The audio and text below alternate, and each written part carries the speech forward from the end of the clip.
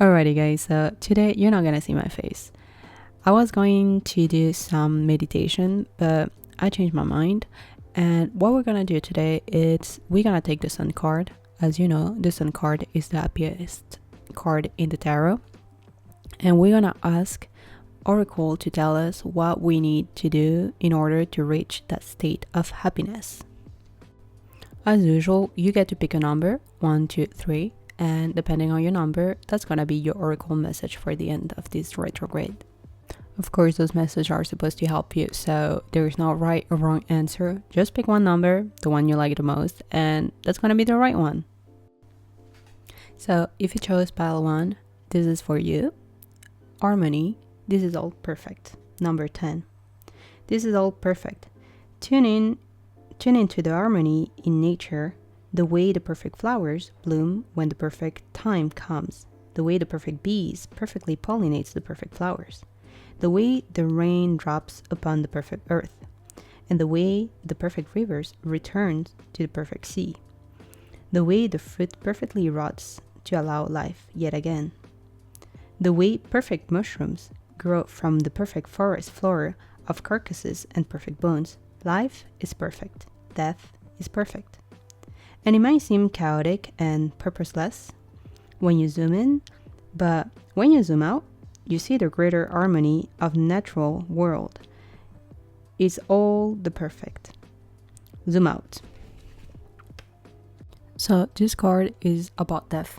Although it says harmony, it's a completion of a cycle. Number 10 in numerology is a complete cycle.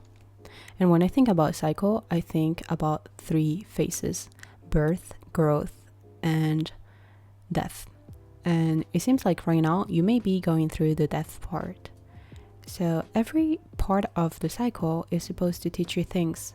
Birth, you don't know anything yet, and you're supposed to embrace the uncertainty. Growth is asking you to change your perspective over and over again. It's teaching you things. And death is also teaching you things by learning to let go of the past. And this card is about the in-between chapters, right after death and before the new beginning. Meaning after your old cycle is dead, you cannot just jump into a new cycle like this. You're gonna have a long pause where you get to self-reflect and understand what went wrong in the past and the things that you need to change in order not to repeat the same cycles. It's the great time for a lesson for you.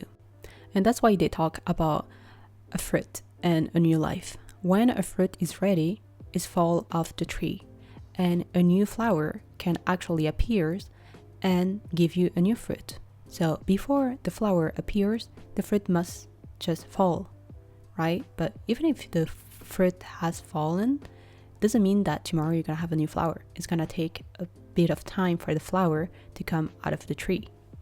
So this card is an invitation for you to sit in the void, to sit in the discomfort of the nothingness before the new chapter comes. Why? Because you need to self-reflect about what happened before in the previous chapter. The universe is testing you. So why are they testing you? Well, you probably went through an old cycle where you had to learn a lot about yourself, a lot about your relationship to money, your relationship to others, your relationship to work. And you've been asking the universe to please give you that amazing timeline to be your better self, to do this and to do that. But in order to get that, you need to prove that you have understood what you're supposed to do, that you have learned the skills that requires you to manage that new cycle. So the universe gave you an old cycle and you were tested. And now you get to self-reflect and see if you really have understood all the lessons that were coming from that cycle. And if you did, then the next chapter should be the good one. The problem is this is a really hard exercise for us because we tend to internalize the lost, thinking maybe if we find those little moments where we could have done things differently, this thing wouldn't happen. But that's just an illusion. That's never what happens.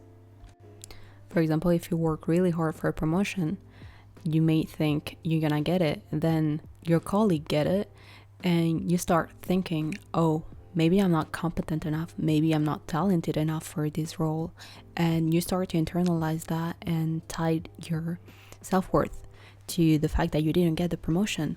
But it wasn't your fault, meaning the company have a manager who is instructed to pick the best employee for the next role, and your manager, instead of doing that, they go after the person they like the most in the office.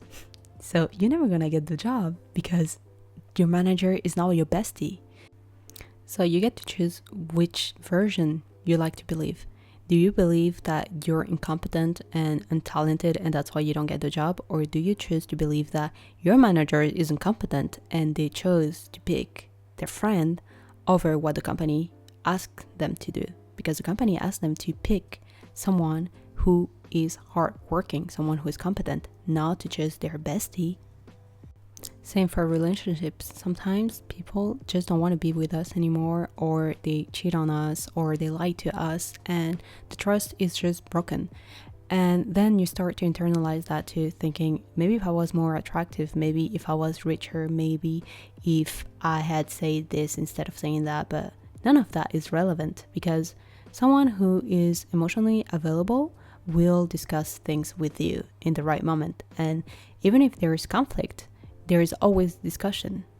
So when the death part happens, we tend to think it's a punishment, that it is our fault, because if it's not the other person's fault, it must be someone else's fault. So usually we internalize that as this is our fault, and somehow this is a punishment that we didn't deserve because we did our best. But most of the time, the problem is the other person. A job shouldn't leave you without no energy. You shouldn't leave a job because you burn out or because you cannot stand anyone anymore in the office. You should leave a job because you have learned everything you need to learn and you need to grow in your career in other aspects. So you go to another industry, or you go to the same industry but another company where you're gonna learn new things. That's what a job is supposed to do for you. Same for a relationship.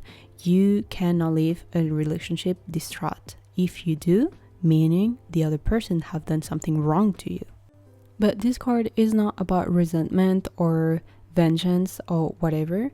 This card is about accepting that some fruits, they fall off the tree and you can eat them, and others, they fall off the tree and they just rot. So we all know what to do with the good fruits, but we don't know what to do with the bad ones. So this in between is a time for you to reflect on the bad ones, the bad chapters. What went wrong? What did you do wrong? What others did to you that was wrong? And it's really hard to have clarity because sometimes we lie to ourselves. We lie to ourselves because we don't want to be the villain. And sometimes others lie to themselves so good that we also start to believe their own lies. So it's really hard in this in-between to find clarity. And you are asked to do that. You're asked to just sit in silence, sit with yourself, sit with the past, and start to self-reflect. You need to start to see, where did you abandon yourself? Where did you self-betray? Where did you betray others? And the reason why this is really hard exercise for us, it's two reasons. First one is we don't trust ourselves enough. Meaning we are not used to hear our own inner voice. We depend so much on others' validation and advices and opinions to determine what we are worth or not. And the second reason is because we are so not used to hear ourselves. We don't even know if what we hear when we're trying is the truth. Because sometimes we've been lying to ourselves for so long that even when we try and we sit with ourselves to tell us the truth, those truths, they're false. They're not real. They're just lies. So how do you know when it's real and when you're lying to yourself? I think we all kind of know, but sometimes really the lies run deep. So I think the first step is to heal. Really, that is what's gonna bring you clarity every single time. And by healing, it doesn't mean that you get a rub on your back and telling you that yes, you were the victim. That is not what's happening. Seeking the truth and seeking healing, it's brutal. It's not supposed to be easy. It hurts a lot. For example, when you get cheated on often, okay, everyone wants to say, yeah, your ex-partner, he's a bad guy, she's a bad girl, okay, and you didn't deserve that. Yeah, you didn't deserve that, I agree. And yes, they are bad people, but you also had fault. And a lot of people don't want to hear that if you get cheated on, if you get betrayed, if you get lied to, if the same things keep happening to you, it's because you let them happen to you. And people don't like that because they think we're victim blaming. I'm not victim blaming you. I'm asking you to take accountability for the bullshit you're doing to yourself. Meaning, to heal that part of you and to stop seeking those dysfunctional relationship, what do you need to do? Admit that you like dysfunction. Admit what part of you and who taught you that type of dynamic was okay. And there you go. And the point isn't to feel guilty about liking the dysfunction. A lot of people think when you say that you like the dysfunction, it means that you like being mistreated. No, you don't like mistreatment. You don't like being treated like shit. That's not what it is. It just means that your brain is so used to the dysfunction that it doesn't notice anymore, that you have numbed yourself so deep about this dysfunction that you think this is normal, that you have self-abandoned yourself so many times that you don't remember what it feels like to be you anymore. That's what it means, that you like this dysfunction. You like the comfort of the habit. You like the comfort that the dysfunction brings you, because every time that you embrace the dysfunction, you're telling yourself that you are not worth it. And that feeling of unworthiness, it's so ingrained in you that your brain likes it. Meaning, every time that you do something to self-abandon, you're telling your brain, I'm worthless. And your brain is so used to believe that you're worthless that it likes when you do that. If you start doing actions that prove to your brain that you're worthy, your brain's gonna get challenged and you're not gonna like that. You're gonna feel discomfort. And that's why it's so hard to change and it's so hard to heal. So your challenge is to embrace the discomfort. You need to challenge your beliefs. You need to challenge all those feelings of inadequacy. And this is really important because we think about self-abandoning as you only betraying yourself. You're not only betraying yourself, you're betraying every single person around you because you are embracing their own dysfunction by you being dysfunctional. So you are hurting everyone but yourself first. And I know someone who has this type of dynamic in their friendships and relationships, and it takes so much from them that they keep self-abandoning so much that they have no energy to actually show up for the things that matters to them. How are you supposed to know what matters to you, and how you're supposed to know how to show up for those things if A, you have no energy because you keep giving your energy to the wrong dynamics all the time, and B, you have self-abandoned so many times? How are you supposed to know your real desires when you barely want to hear what your inner voice is telling you?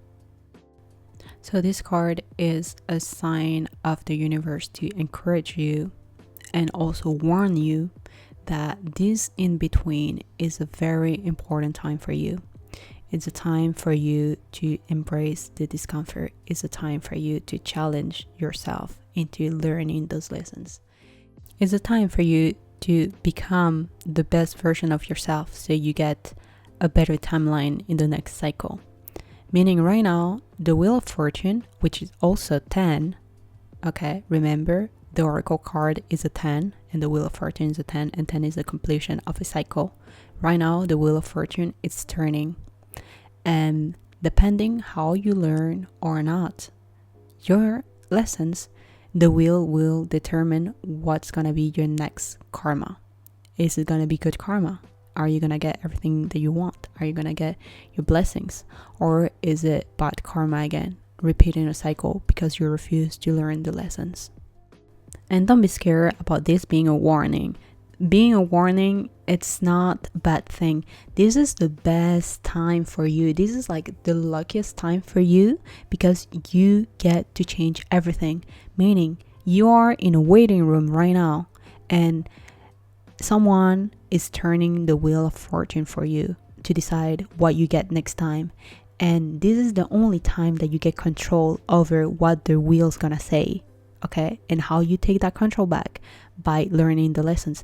You learning the lessons, it's the best way to tell the universe where the wheel is taking you, where your karma is taking you.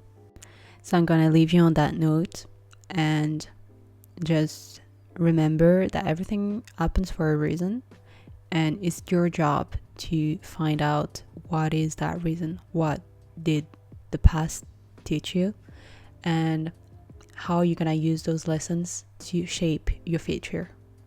And if you really listen, then you'll get exactly where you need to be, because like the cards say, this is all perfect.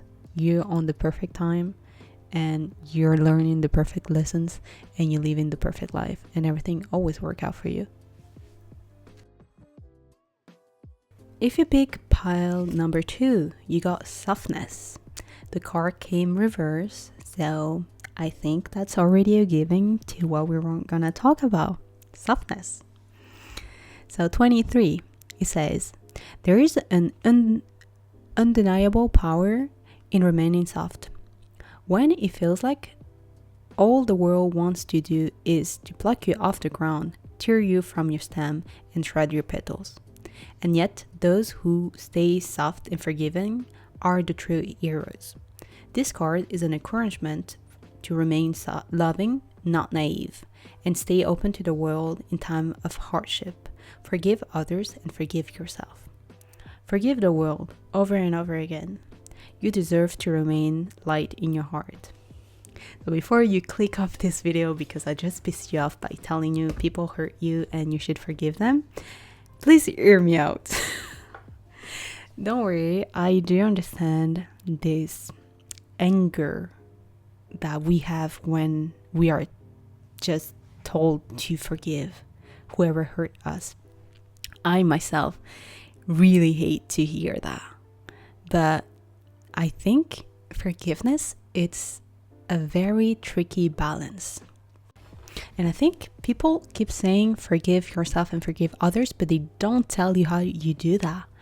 And the best way I can describe that is be aware of what others have done to you. Forgiving doesn't mean that you don't get to tell the truth about what others did to you. Forgiving is about you removing the trigger of those events. So if someone has hurt you, forgiving, it's supposed to remove the anger, the hatred, the rage that you have in yourself. It's not supposed to give the other person empathy and love and reparation. Like, that person doesn't deserve all of that. Forgiving means you understood who that person was and you let go of the disappointment. I've been through a lot, really a lot, and at some point I remember thinking, wow, this person, all I can feel is disgust and disappointment. And the way that I alchemized that emotion was, if I don't have expectations on you, because now I know who you are, then you don't get to disappoint me. The loop that I was in was to hope that a person would finally change. So they did wrong to me and it hurt me. So I thought for a long time, if they change, maybe the pain that I went through would matter. Meaning my pain and the fact that I got hurt would be valued if that means they would never hurt someone else after me. And that person decided that's not what they're gonna do. Okay, there's nothing I can do. But it helped me to just realize, well, if I stop hoping that that person is going to see that and is going to finally understand that my pain was valuable and they should take that energy of pain and made it into a change so they stop hurting others and hurting themselves, then that would have worth something. So I stop having expectation that that person will do that. That was the first part. And suddenly I wasn't disappointed anymore. How can you disappoint me if I have no hope in your integrity? If I have no hope in your honesty? I know you're dishonest. I know you're a bad person. I know you like integrity. And I think a lot of people, when they tell you to forgive others, they come across like telling you, you need to understand the other person, the traitor, the bad person, the one who hurt you. You need to understand them. You need to give your understanding to that person and you need to stop complaining. But actually, forgiving others is like understanding their perspective so you know how different you are. That has happened to me recently. So I'm going through a phase. And during this hardship, I've learned what the other person did to me. So I was dating someone back then, and that person was having a hard time at work for a lot of reasons, okay? And because of that, they became very snappy. They became very rude to me, and they started abusing me in many ways. And right now, I'm going through this exact same phase that they were going through at work. And I don't have a partner, okay? But if I think about having a partner right now, I think I will go crazy. I would not want to have a partner right now. So on that side, I understand their perspective, why they were so snappy, why they were so anxious, why they were not able to handle a relationship at the time. That I understand.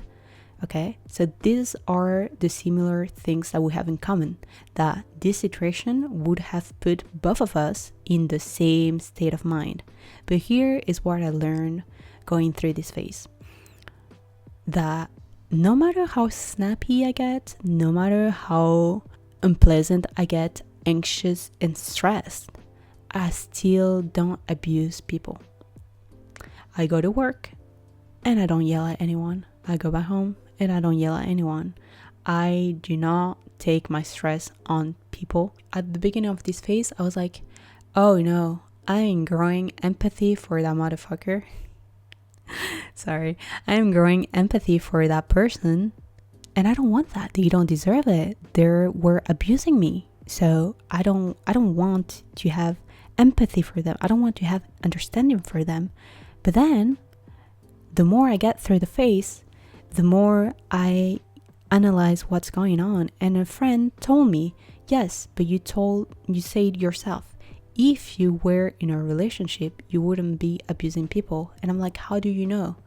And she told me, because you're communicating with me right now, for example, you're telling me you're going through a phase. You choose to communicate that you're going through a bad phase and that you need time and that you're stressed and that you're trying to calm yourself. Meaning, when you're going through a hard phase of stress, you are trying your best to communicate that with others. That person did decide not to communicate with you, and they decide to abuse you instead, to take their stress on you, to make you the problem and resent you for things that were going wrong in their life. And I was like, oh, yeah, right. And the reason why this is relevant, it's because this person stopped communicating, and because they stopped communicating, I couldn't meet their needs. And because I couldn't meet their needs, they were resenting me. Meaning, they were resenting me for me not guessing what they needed, and for me not understanding why they needed when they chose not to communicate. Like, that was a toxic, vicious cycle. Like, how can you expect me to understand you if you decide not to communicate? And the worst part is, like, you resent me for that, for you not communicating. How is it my fault that you decide not to communicate? So the resentment made them grow angrier at me, and they would take that on me, abusing me even more.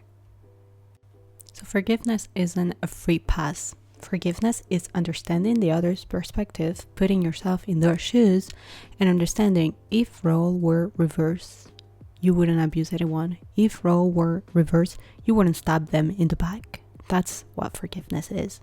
It's going through the other side and look at things like they did and know in your heart that you wouldn't do what they decide to do to you. And maybe you're gonna tell me, well, I already know that. Of course I would never do what they did to me, but you're not gonna know until you are in the exact state of mind that they were. Because now that I am exactly in the same point that they were where they were abusing me, I realize, oh, I wouldn't do what they did to me, but I would get snappy and I would try to talk through with my partner, and I will try like my best to tell them like I just need like to stop for a bit and take a break, or telling them that I'm going through a phase and I need to breathe and I need to focus on this because this thing at work need to be resolved ASAP so I can become myself again. Like I would communicate all of that. So forgiveness is a way for you to prove that you're not like that person, that you will not let their poison change who you are. Because if you keep going to that path, you will end up just like them. And you may think, no, there's no way, that's impossible. Like I would never do what they did to me.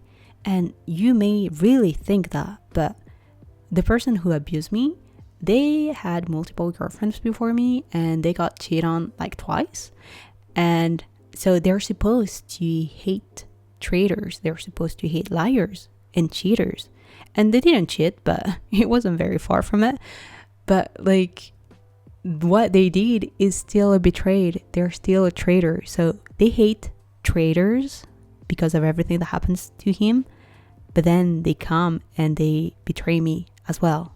So you see, like the cycle just repeat themselves. And if I keep going that road with them and drink the poison that they give me, I'm gonna end up just like them.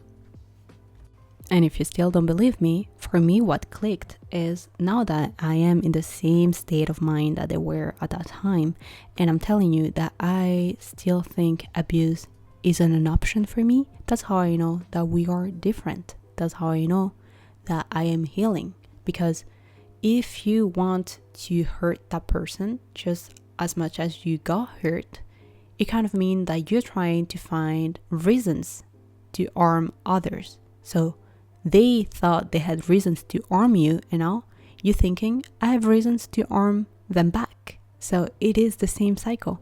I know it doesn't look like this, and I know that they deserve probably the worst, but it is exactly that. So you need to choose softness, because you're not gonna get anything from being angry. You really won't. You have right. You have absolutely every right to be angry as much as you want. Like that is not something that we can take from you. But once you're done being angry, you need to forgive. So how do you do that? Like how do you forgive yourself? Forgive someone who doesn't deserve it? Don't feel anger, don't feel pain. That sounds impossible. There's like so millions tasks at the same time happening in your heart and in your brain. How are you supposed to do all of that? I think the closest answer, surprisingly enough, has been from Harry Potter and the Order of Phoenix in the 5th book. So if you have watched the movie or read the book, at some point Sirius get killed by Bellatrix, and Harry is like insanely angry because Sirius is the last family that he has alive. So he goes and he wants to kill Bellatrix for what she did, and she's not scared at all. And that's when when Voldemort is like entering inside of his head and telling him, you should kill her, she deserves it, you know the spell, you just need to do the spell and she's gonna be killed as well. And at first I thought it was very strange that why would you encourage Harry to kill one of your one of your most loyal wizard. Why would you want that? And then I understood. It's because Voldemort wants to use Harry's anger to take over him, to possess his body, because anger is a weakness. And we often see anger as strong because it's explosive and it's very aggressive, while we see softness as a weakness because you're not fighting back. So he's trying to convince Harry to do the spell so he gets he no longer is on the right side, so he doesn't get protection from the minister. And he also thinking, if I exploit Harry anger, I can get through his head. That's what he's doing. So we have that card in the tarot. The devil energy is doing that to you. He's trying to get through you, through your anger and through all of that. And you think being angry is being strong and being soft is being weak, because anger is aggressive, is explosive, and weakness is silent, is quiet. You don't fight back, and you're thinking, oh, but being soft is being weak. But you are wrong. You're so wrong. It takes much more strength from you to forgive that it takes to be angry. It's easy to be angry. It's easy to go and just punch that dude in the face. That's easy. It's easy to go and slap him. That's not very hard. What's harder is to forgive him. That is so fucking hard.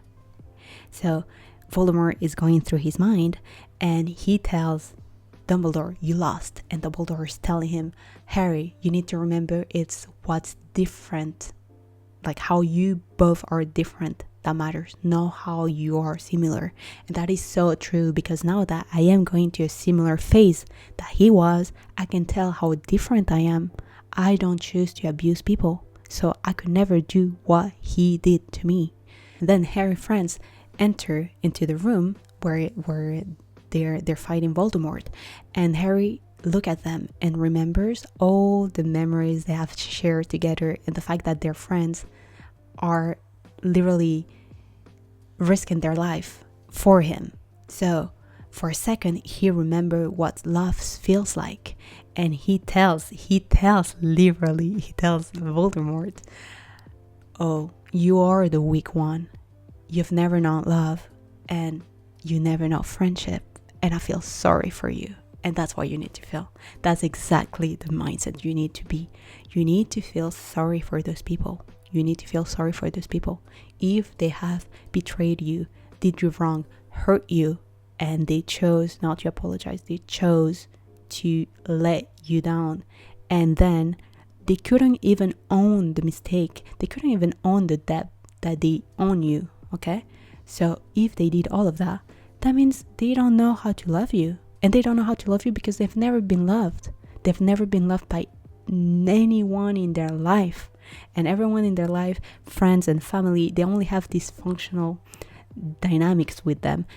Transactional relationships, where they need to get something from their relationship, or people need to get something from them. So they don't know what pure love and respect feels like, what it is to have principle, what it is to have values and morals. That's why Voldemort is okay with Harry killing someone who is so loyal to him, like Bellatrix. So that's the mindset you need to be in, like feeling sorry for those people because they've never known love, and maybe they will actually never, because I have known people who are in their 50s and 60s and they haven't changed.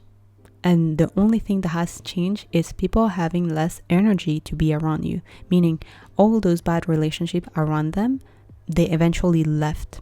The good one left and the bad one left, and they're just miserable and lonely and so fucking mad at the entire world for their miserable life that I see them crying. Literally, sometimes they cry every day about this. And I'm like, but this is your fault. You could have changed. So yeah, those people usually, they are born into dysfunctional families, and their family start to stabbing them at a very young age, and then they just stab themselves for the rest of their life because they don't know better. And if you try to stop them for stabbing, you're gonna get stabbed. That's literally what happens.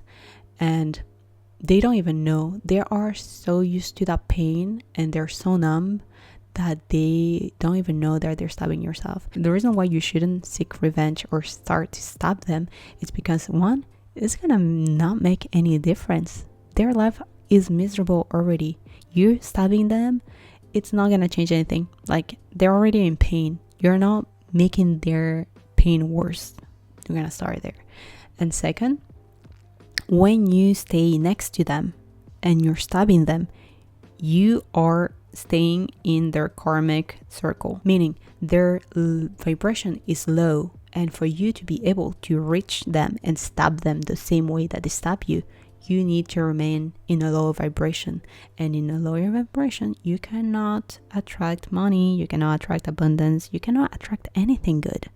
So it's like you wasting your time in a lower timeline, in a lower vibration, next to someone who's not gonna even notice that you're stabbing them. They're so used to get stabbed. Everyone in their life stab them every single day. They stab themselves every single day. And you think your little stab's gonna change anything? That's not gonna change anything. Like, they barely gonna feel it. And it's your job to understand that and move on. And if you still, after all of that, want to see their downfall, because I know it's not gonna be that easy. Like, even after all I say, I have to say I do I do enjoy to see people's karma, because I have seen that multiple times. So if you are still willing to pop your champagne when their karma comes around, that's okay. Like, that's okay. You don't need to love them. I don't agree with the fact that you need to love them. You can if you want. But the point is, forgiven means you take the debt that they owe you, the hurt and the reparation and the apology and all those things that they owe you, and you give it to the universe. You say, universe, this is what happened, this, and then you move on to the high frequency. You're not there watching if they get what they deserve or not. They already are getting what they deserve, because they have so many wounds in them, and the wounds are just rotting. They're getting infected. Okay, so eventually the universe is gonna send them a very bad karma, and it's gonna end up with some arm amputation, of course, and maybe they're gonna get paralyzed, and you get what I mean. So yeah, the stabbing can get worse, but it's not your job to make the stabbing worse. That's the universe's job. Your job is to understand that even if they stabbed you, you just need to go to the hospital, get stitches, go back home, rest, get better, and never again go around that person. That's it. You should feel sorry for them. Again, remember what I said about the movie. And I know it's not easy to come around, but you really need to. You really need to take ownership of the things that you allow those people to do to you, how you self-betray yourself for those people, and then you need to feel sorry for them, because if someone needs to hurt you in order to get something, that tells a lot about them and nothing about you. Last but not least, remember that manifesting from a place of joy and alignment, but also softness, is going to bring you way closer to your goals than trying to manifest from a place of hate. You cannot manifest from a place of hate. Hatred is a lower vibration feeling. Okay, so it's not something natural you should feel. Anger is a message when you've been disrespected, and that's okay. You just need to listen to the message and let go of the message. You got it. You got disrespected. Have you not got that message? Yes, you have. So don't let the message become your identity. Don't let the fact that you've been abused, lied to, betrayed become who you are. You're not a victim. Okay? Like, as much as you wish that to be your identity, no, do not let those things being your identity. Just understand the message. The message isn't you are a victim and people abuse you. The message is that person is bad. That person is hurt inside, and no matter what you do or not, they're not gonna change. They are the one stabbing themselves, and you should feel sorry for them, because you have a heart and you have love inside of you. You are so lucky that you get to know what love is. But those people, they don't get that luck. They need to go around and seek over and over again someone who gives them that love. And you just need to understand that you are lucky enough to have love for yourself. And loving yourself means stop being angry. Loving yourself means stop remaining in a low vibration. Loving yourself means to move on and forgive yourself and forgive them for what they did. All of that is self-love. And if you really love yourself, you'll do it. You'll come around and you'll do it. And it's okay to be angry. Honestly, I don't want you to go and numb yourself and pretend that you're okay. That's not the point. The point that we're talking here is after a moment pass and you have had all the time that you wanted to be angry, then you let go. At some point, you're gonna need to let go. And I'm gonna leave you with those words because they keep popping out of my popping in front of me because I'm sitting on my desk. I have a little note that says, traitors will burn in hell and losers will not be granted abundance. And that you need to ingrain that in your fucking brain. Traitors, they're never gonna know love. They're never gonna know abundance. But you get that. You can get that if you stop thinking about them, if you stop hating them. Because hate is a poison and it's making you becoming like them. And you don't want that in your life. So just like Harry, remember that you are loved. You always are loved. And even if you have nobody around you to remind you that you're loved, you still have yourself. The love that you give them, give that to yourself. And then you will remember that you always have been loved, because the love comes from inside you. The magic and the love is inside you. So you don't need them. You just need yourself. Alrighty, pile 3. So if you picked pile 3, you got number 30, unfurl. Have you met all of yourself? So what they're saying, like unfolding fronds of a sleep fern, unfurl your potential. There is magic lurking in the depth of you that can change the world. Have you met it yet? Have you fully met yourself yet? All of you. Step into the full self, your full released power. This card reminds you to go outside your comfort zone in the name of growth. Unfurling can be terrifying. You are allowing unfurling can be terrifying. You are allowing others to see the deepest, most vulnerable parts of you. But those parts are also the most powerful. This is where the real magic happens, in the unfurling. So this card came reversed, and I think already the little booklet is telling us what is this about. The fact that you haven't fully embraced your full potential yet. Maybe you're not even aware that you have a full potential. A lot of people think that to be unique, you need to be born with that. I think yes and no. I think every single one of us is born with potential and uniqueness. The difference is, do you have enough courage to embrace that potential? That's the real question, because if the answer is no, then you will remain mediocre and average your entire life. And there is nothing wrong with having an average life. Having an average life is not the same as having a mediocre life. You can have an average life by choosing to have a normal job, a normal 9 to 5, and being happy. That's not the point. Potential comes in many forms. You can have high potential by being an amazing teacher. You can have an amazing potential by being an artist, a local artist.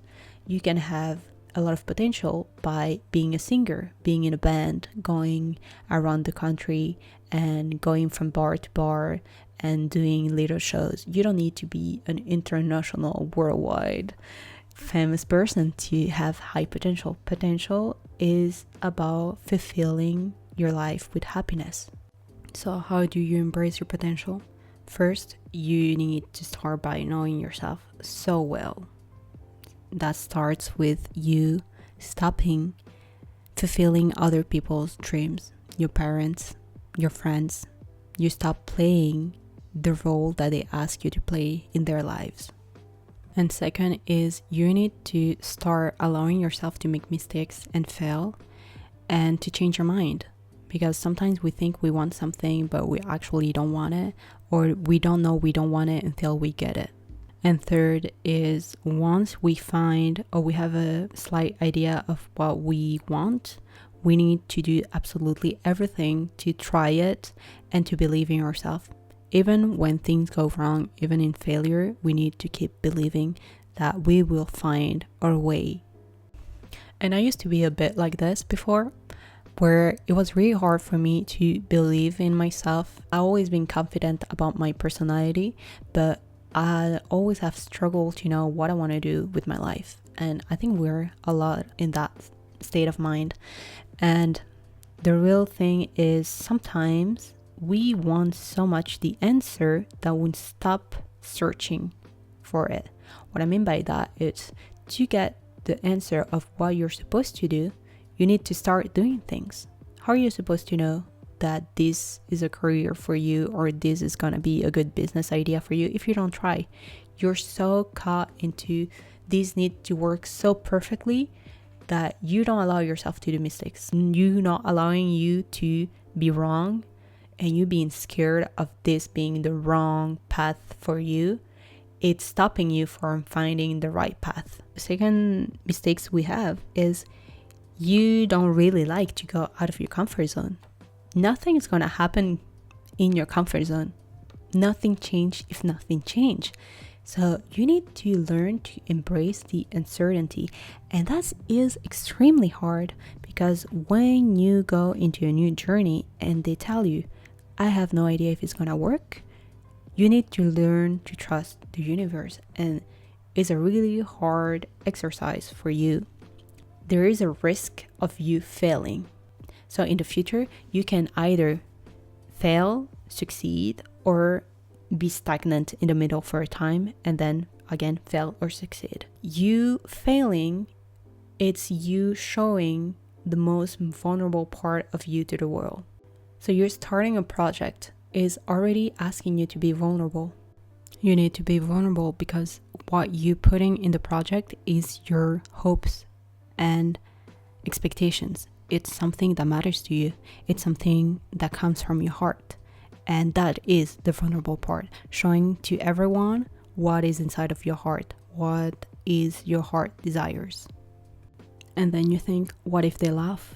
What if they make fun of me? What if they don't believe in me? What if they disapprove that this is what my heart wants? What if they reject me for my ideas? So I've been reading tarot for quite some time, and I've never met someone who judged me for that. But now, because I'm pursuing this full time, every time that I'm gonna tell someone about this, they probably gonna have judgment, and that's okay. Not everyone's gonna judge me, but every time that I tell people this, it's gonna expose me. It's gonna expose what I believe in. It's gonna expose that I believe in tarot. It's gonna expose that I believe in the universe. It's gonna expose every single part of me who's believing in this project. It's going to be exposed to everyone. That's why it's so hard, because you're vulnerable, you're exposed. You are telling the world, well, this is what I think I'm good at. This is what I think matters to me. And this is what I think my heart wants. So it's like a confession that you're telling everyone. And it's okay to be scared. Before you confess your love to someone, you always have that fear that they're gonna reject you, that they're gonna laugh at you.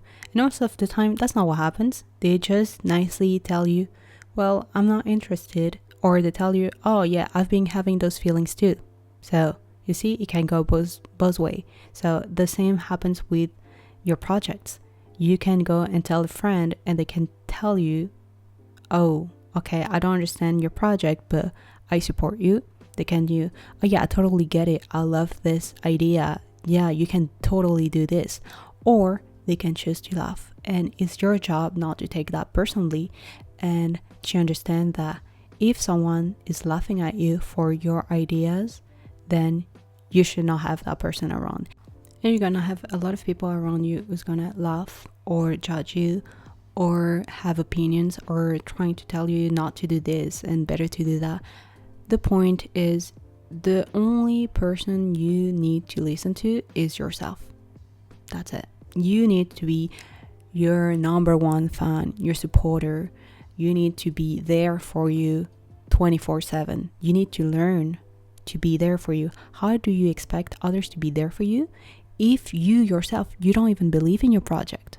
That's going to be impossible. So how do you show up for yourself?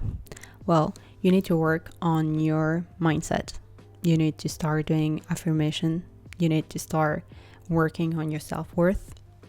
You need also to start taking actions. So for example, you want to go back to school, but you don't know exactly what you want to do. So you go to your local college and you just go to a few classes and you see if that's something that you like. And if it's not, we'll move on to the next project. You want maybe to run your first marathon. So how do you do that? Well, you start running weekly and you see if it's that something that you like doing enough to do a marathon. You want to start ballet but you're already 25. Well, how you do that? You keep with your life the same and you just take ballet classes at night for 1 or 2 years to see if you like that. And the more you're going to try things, the more you're going to start knowing yourself. Oh, I actually like ballet, but I don't like the classes, so I need to find a new school. Oh, I actually thought I didn't like Pilates, but now I really like it. Maybe I should become a Pilates instructor.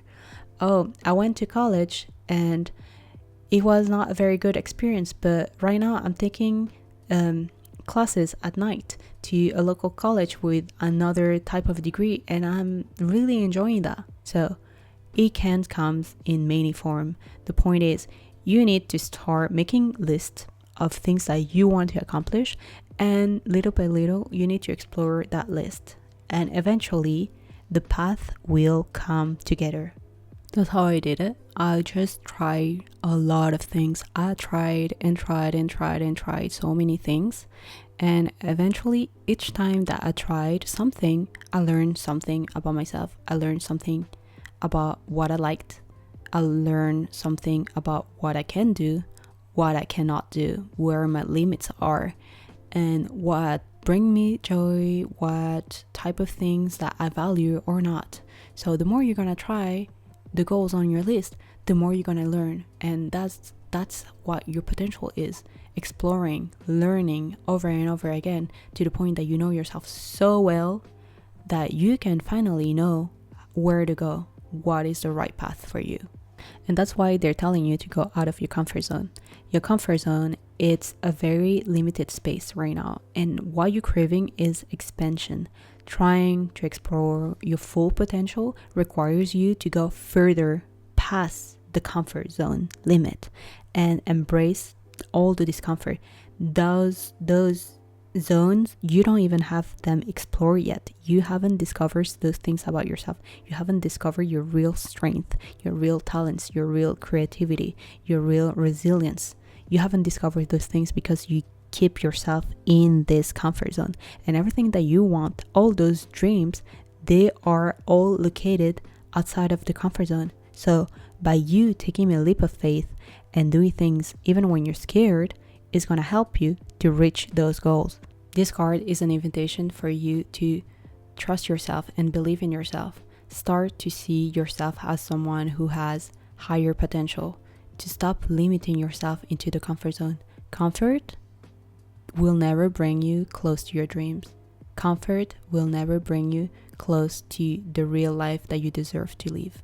Comfort is just comfort, and our brain don't like discomfort. That's why we always stay in our own limitation, and going out of the comfort zone requires you to be brave. And right now, Spirit is asking you to don't be that terrified, and that it is okay to be scared, but it is not okay for you to remain in a life that you feel unfulfilled by, when you deserve to live a life that is full of happiness and fulfillment. So that was for today's video. I hope you enjoyed. I genuinely did enjoy telling you all of those stories and kind of giving you some wise advice about all those cards. I hope whatever the card you picked, you're really gonna listen to what they're telling you, because everything is there for you to reach your highest good and your highest potential. And all that the universe wants is you to be happy. And I know sometimes it's really hard to believe in that, because we go through a lot and we think everything is shit and everything is only happened to us, and why those bad people don't get what they deserve, and why everyone get to be happier than us. But sometimes the worst that can happen to you is actually the best that can happen to you, because when the worst happened to you, you really get to grow. You really get to become someone so strong, someone that you don't even know you could be. Like, when I think about my old self, oh God, I love her. I love her so much, but she could never do what I'm doing. She could never have the balls to do anything that I'm doing now. And maybe you think you will never have the courage. Maybe you think you will never have the courage, and you will never be brave enough to do all of those things that you really deeply desire. But you actually have all of that inside of you. You just don't know it yet. And this is coming not from someone who thinks everyone got that inside of themselves. This is coming from someone who genuinely was the other side and thought, oh, so this is how good life gets? There's no more? There's nothing? Really? Like, life is only that shitty? And I came through the other side, and oh boy, it's so much better. I swear to God, if you really, really, really learn your lessons and you really get to the other side, you will not recognize who you were. If you really made it the other side, you will not remember who you used to be. I can't tell you. I can't start to tell you how different I am now that I used to be, and how insanely impressed I am by myself, how strong I am. And I really thought I didn't have that in me. So if you are going through a hard time, just remember, those hard times don't last forever. Sometimes they last for years. So I'm not going to tell you tomorrow you're going to be okay. That's not the point. The point is, it's not going to be forever. That's for sure. It's never forever. And the second is, if you really learn your lessons and you really trust yourself and you really work on yourself the right way, you can become so much stronger. And maybe it's hard for you to believe that you can, but oh boy, I think you don't realize. I think right now you may be in a state of being a small lion, you don't really know what to do, but you have no idea once you grow up that you're gonna be a fucking menace. And right now I am being a fucking menace, and I love that. So that was for today's video. If you liked it as much as I did, well, you could leave a comment, like, or subscribe. I am coming soon with new videos like this, and I've really been enjoying a lot pulling oracle cards for you guys. Thank you. See you.